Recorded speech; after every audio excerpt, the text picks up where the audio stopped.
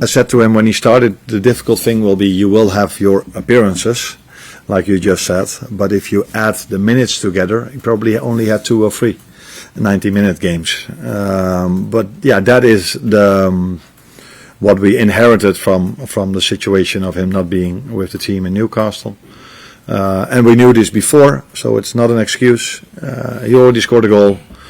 He gets fitter and fitter, but the main thing, he needs to adjust to his teammates, and the teammates need to adjust to him. And the more you play together, the better things will work. There was a great moment, not great because it didn't end up the way I wanted, but he had a great counter movement in the Palace game, where in the end the midfielder didn't see that, and he already played the ball to the right. If he would have seen it, he would have been one-on-one to the goalkeeper. So these are the things you get if you play more together. And playing more together has been a bit harder than last season because of Alexander Isak, because of McAllister, because of Conor Bradley, that Dominic Szoboszlai has played on 8, on 10, on right fullback for the reasons I just said. And but we cannot, we are, in my opinion, too focused on this season, but the second part of last season had a lot of similarities with the start of this season. With one exception, is that the second part of last season we scored 7 set-piece goals, which led to a lot of wins. And this season we've conceded 4, I think. So we play tomorrow Chelsea. I think they've scored more than 50% of their goals from set-pieces. So this is the new reality in the Premier League, and we were doing this really well the second part of last season. And this season we have had many good chances from set-pieces as well. Unfortunately, didn't score yet.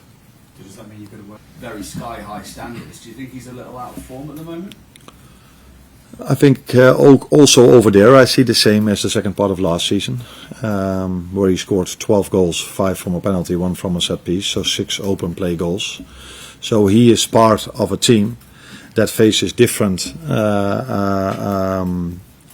opposition than the first half of last season. So to make that maybe a little bit more of an insight, if you compare how we won the away game against Man United, where they tried to play out from the back and we took the ball 3 times off them, and you compare that the way United played at Anfield, where Onana only went long, then that is one of the answers why it's more difficult for us to score from open play goals. And Mo has a part of this already. You could see this in the second half of last season and the first part of this season, but now you're focused on Mo, the next time we're focused on Florian, then we're focused on Cody. It's what I'm trying to say is that open play, we don't score as many open play goals anymore as we did the first part of last season. And this is something we work on very hard, and the more we will play together in the new setup, the better that will go. But yeah, we still struggle a bit to find enough goals from open play, second part of last season and the first part of this season.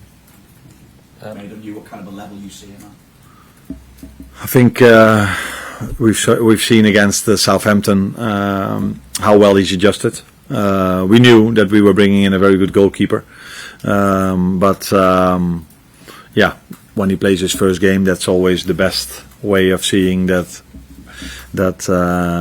he's adjusted well or not. And I think we've seen in that game that he's adjusted really well to our club, which is not a surprise because he's a quality goalkeeper, and now he can do what Cruyff had to do so many times in the past, replacing Alisson, hopefully in a way like Cruyff did so many times before. Just with Ali, is there a concern again? It was already finished. Arne, first of all, can we check on the injury news? Alisson, Hugo Ekitike and Federico Chiesa? Yeah, Alisson is not part of the squad tomorrow, and he's not going to travel to Brussels as well for the national team. So he will be out for Saturday. Hugo is going to train today again, and let's see where he is. And the same can be said for Federico. So we have to wait and see after the session where they exactly are. Any idea on the timescale for Alisson, just how serious the hamstring injury is? Yeah, that depends also on how fast a recovery goes. So it's clear that he's not there Saturday. It's clear that he's not going to play for Brazil, and I would be surprised if he would be there in the first game after the international break. But from there on, sometimes things can go a bit faster or a bit slower. So it's always difficult to say the amount of days and weeks. But for the upcoming games, he will not be part of us or the Brazil team. I suppose what it does mean, though, if you had to do to pick them up ahead of this game against Chelsea. Nah, if the reaction is after you lose against Palace, you lose another game, you can argue if that is positive. But I saw a team that wanted to try from the first till the last second everything to get a result. Different than to the Palace game, we won much more second balls. We were like in the Palace game close to a result. And I've said many times last season, the margins are so small, and that's the same this season again. And we are trying to find a way of that is not about luck or bad luck, or it's not about a set piece goal scored or against. That we are just better than that. It doesn't matter if Hugo Ekitike goes 1-on-1 to the goalkeeper. He gets twice or three times a pull on his shoulder, but he does everything to stay on his feet, like our players mainly do. And 1 minute later, in the other 18-yard box, a player feels this, goes to the ground as if it was the worst hit he ever had. And the referee gives a penalty.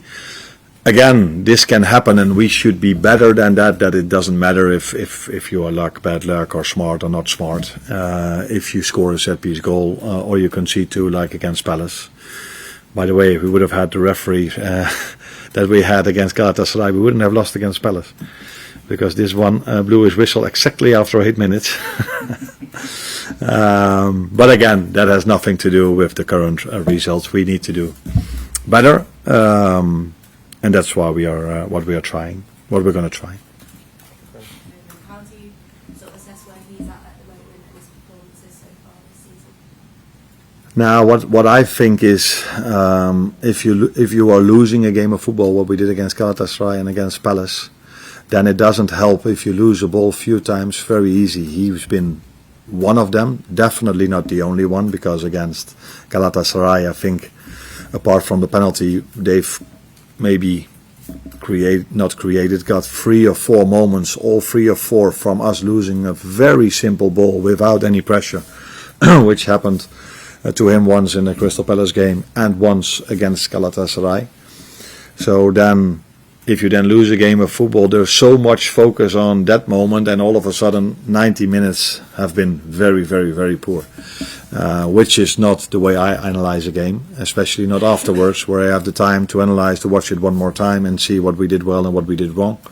But in the last 2 games, it's been obvious and clear that we've made a few errors that not only him, also others, that we're not used to.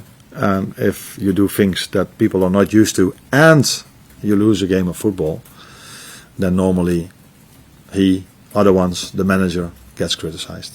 On AM, on DAB, via the talkSPORT app and on your smart speaker. talkSPORT.